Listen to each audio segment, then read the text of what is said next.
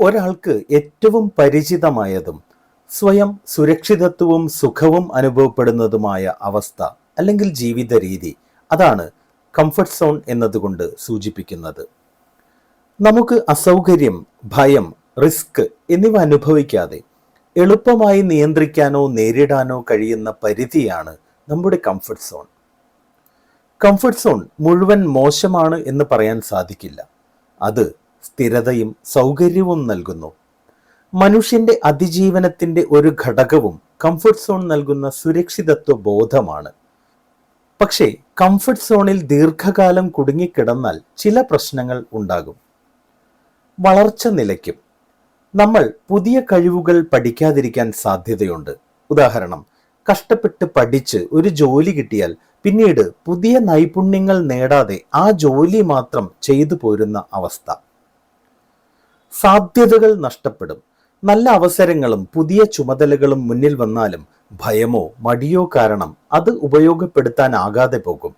ഉദാഹരണം, എന്തെങ്കിലും ക്രിയേറ്റീവായി ചെയ്യണമെന്ന ആഗ്രഹമുണ്ട്, അതിനുള്ള സമയവും സാഹചര്യങ്ങളുമുണ്ട്, പക്ഷേ എനിക്കതിന് സാധിക്കുമോ, ആളുകൾ എന്ത് വിചാരിക്കും, ഇങ്ങനെയൊക്കെ പോയാൽ പോരെ എന്ന മനോഭാവം. നമ്മുടെ സാഹസിക മനോഭാവം കുറയും. റിസ്ക് എടുക്കാൻ ഭയം വളരും.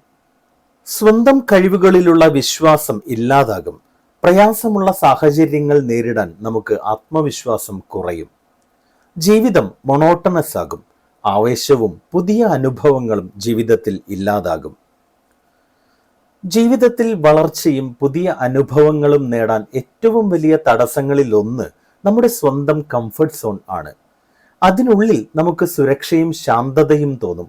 പക്ഷേ അതിന് പുറത്തു കടന്നാൽ മാത്രമേ വളർച്ച, ആത്മവിശ്വാസം, ക്രിയാത്മകത എന്നിവ ഇപ്പോഴുള്ളതിനേക്കാൾ വർദ്ധിപ്പിക്കാനായി നമുക്ക് സാധിക്കൂ. നമ്മുടെ കംഫർട്ട് സോണിൽ നിന്ന് പുറത്തു കടന്ന് ആത്മവിശ്വാസവും പ്രൊഡക്ടിവിറ്റിയും ഉയർത്താനുള്ള 10 പ്രായോഗിക മാർഗങ്ങൾ നമുക്ക് നോക്കാം. 1. ചെറിയ ചുവടുകളിലൂടെ തുടങ്ങുക.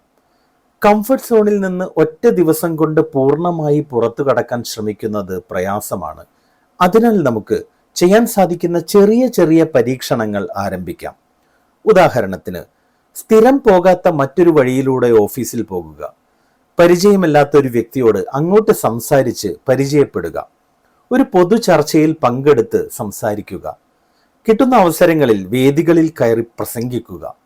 അർത്ഥമില്ലാത്ത സ്ക്രോളിങ്ങിന് പകരം പുതിയൊരു സ്കിൽ നേടാനായി സമൂഹ മാധ്യമങ്ങൾ ഉപയോഗിക്കുക. തൊട്ടടുത്തുള്ള കടയിലേക്ക് വാഹനം ഉപയോഗിക്കാതെ നടന്നു പോകുക. ഇതെല്ലാം ചെറിയ കാര്യങ്ങൾ പോലെ നമുക്ക് തോന്നും. പക്ഷേ ഇതെല്ലാം നമ്മുടെ മനസ്സിനെ മാറ്റം എന്ന ആശയത്തിലേക്ക് പതുക്കെ പതുക്കെ പരിശീലിപ്പിക്കുന്നു.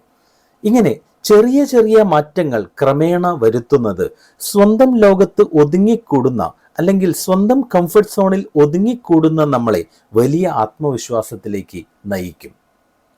2. ഭയം തിരിച്ചറിയുക. നമ്മെ കംഫർട്ട് സോണിൽ പൂട്ടിവെക്കുന്ന പ്രധാന ഘടകം നമ്മുടെ പേടിയാണ്. നമുക്ക് പുതിയ കാര്യം ചെയ്യാൻ പേടിയുണ്ടാകും. പരാജയപ്പെടുമോ, ആളുകൾ എന്ത് പറയും, ഇത് എന്നെ കൊണ്ട് സാധിക്കുമോ എന്നൊക്കെ നമുക്ക് ആശങ്ക തോന്നും. ഇതെല്ലാം ഒരു പേപ്പറിൽ എഴുതി നോക്കൂ. എനിക്ക് എന്താണ് പേടി, എന്താണ് അതിന് പരിഹാരം, ഞാൻ ഭയമില്ലാതെ ആ കാര്യം ചെയ്യാൻ ശ്രമിച്ചാൽ എനിക്ക് ലഭിക്കുന്ന ഗുണങ്ങൾ എന്തെല്ലാമാണ്.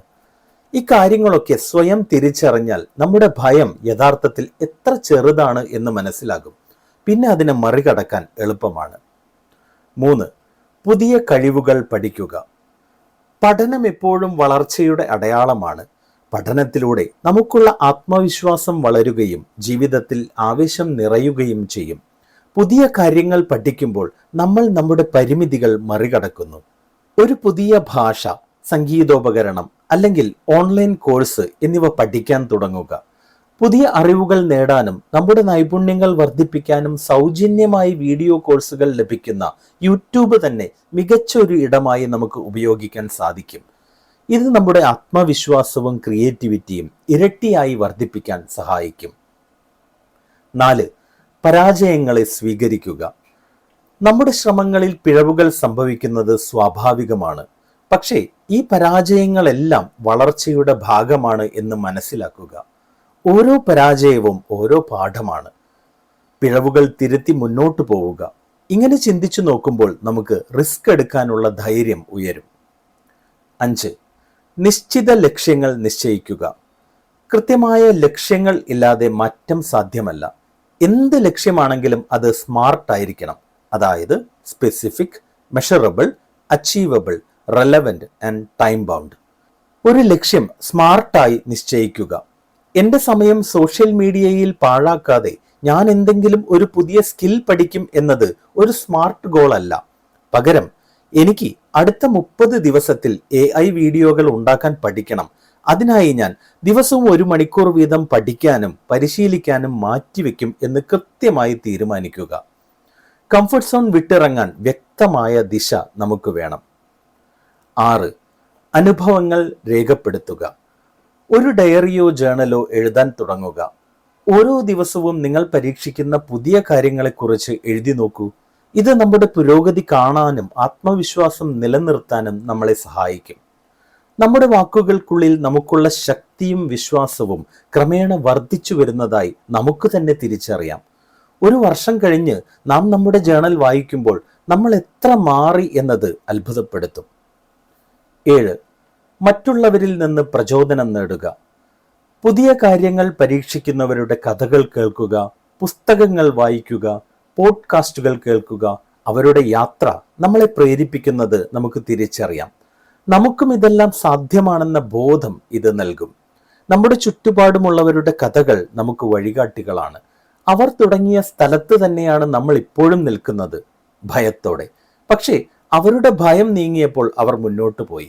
അവരുടെ ജീവിതം മാറി. അതുപോലെ നമ്മുടെ ചിന്തകളും പ്രവൃത്തികളും മാറ്റാനായി നമുക്കും സാധിക്കും. 8. സുഖത്തിന് പകരം വളർച്ച തിരഞ്ഞെടുക്കുക. ഓരോ തവണയും തീരുമാനങ്ങൾ എടുക്കുമ്പോൾ ചോദിക്കുക, ഈ കാര്യം എന്നെ വളർത്തുമോ? എൻ്റെ ലക്ഷ്യത്തിലേക്ക് ഇത് നയിക്കുമോ? വളർച്ചയിലേക്ക് നയിക്കുന്ന വഴികളാണ് നമ്മെ ഉണർത്തുകയും പ്രൊഡക്റ്റീവാക്കുകയും ചെയ്യുന്നത്. 9. മൈൻഡ്ഫുൾനെസ് പ്രാക്ടീസ് ചെയ്യുക. മനസ്സിൽ വരുന്ന ആശങ്കകളാണ് പലർക്കും മാറ്റങ്ങൾ തുടങ്ങാൻ പ്രയാസമുണ്ടാക്കുന്നത്. മൈൻഡ്ഫുൾനെസ് പ്രാക്ടീസുകൾ, അതായത് മെഡിറ്റേഷൻ, ബ്രീത്തിങ് എക്സസൈസ്, ലഘുവ്യായാമങ്ങൾ എന്നിവയെല്ലാം നമ്മുടെ മനസ്സും ശരീരവും ശാന്തമാക്കാൻ സഹായിക്കും. മനസ്സ് ശാന്തമായാൽ പുതിയ കാര്യങ്ങൾ പരീക്ഷിക്കാൻ ധൈര്യവും തെളിമയും ലഭിക്കും. ഇത് ഭയവും ആശങ്കയും കുറച്ച് പുതിയ കാര്യങ്ങൾ പരീക്ഷിക്കാൻ നമ്മളെ പ്രാപ്തമാക്കും. 10. സ്വയം അംഗീകാരം നൽകുക. ഓരോ ചെറിയ മുന്നേറ്റത്തിനും നമ്മളെ സ്വയം അഭിനന്ദിക്കുക. ഓരോ ലക്ഷ്യവും നേടുമ്പോൾ നമ്മുടെ ജേണലിൽ അത് രേഖപ്പെടുത്തുക. ഇതെല്ലാം നമ്മുടെ മനസ്സിനെ മാറ്റങ്ങളെ പോസിറ്റീവായി സ്വീകരിക്കാൻ പ്രാപ്തമാക്കും.